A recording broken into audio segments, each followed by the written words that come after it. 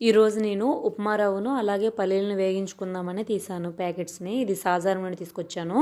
అరకిలో 60 రూపాయలండి. నేను కిలో తెప్పించుకున్నాను 2 ప్యాకెట్స్ అవి. అలాగే పల్లీలు కూడా వేగించుకుంటున్నాను. ఇది కిలో వచ్చి 260 రూపీస్ పడిందండి.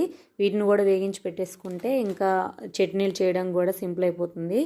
అందుకని వీటన్నింటినీ వేగించుకుంటున్నాను.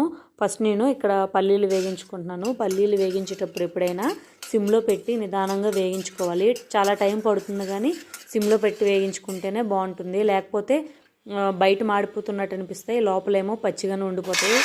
చట్నీ చేయాలన్నా బాగోదు, స్వీట్ వచ్చేస్తుంది చట్నీ. అలా నిదానంగా సిమ్లో పెట్టి వేగించుకోవాలి. పల్లీలు వేగించుకున్న తర్వాత ఉప్మా రవ్వను కూడా వేగించుకున్నాను. నేను ఉప్మా రవ్వను వేగించుకునేటప్పుడు అందులో జీలకర్ర వేసి వేగించుకుంటాను. ఇలా జీలకర్ర వేసి వేయించుకుంటే ఉప్మా చేసినప్పుడు టేస్ట్ బాగుంటుందని నేను జీలకర్ర ఉప్మా రవ్వ కలిపి వేగించుకుంటాను.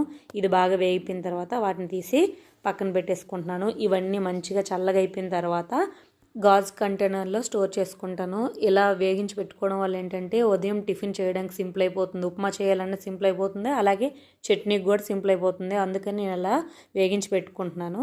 ఉప్మా రవ్వ తెచ్చిన తర్వాత వాటిని అలాగే ఉంచేస్తే పురుగు ఎక్కువ పట్టేస్తుంది. అందుకని ఇలా వేగించి పెట్టేసుకుంటాను. ఇలా అయితే సింపుల్ అయిపోతుంది. అలాగే పల్లీలు కూడా వేగించి పెట్టేసుకుంటున్నాను. Thanks for watching. బాయ్.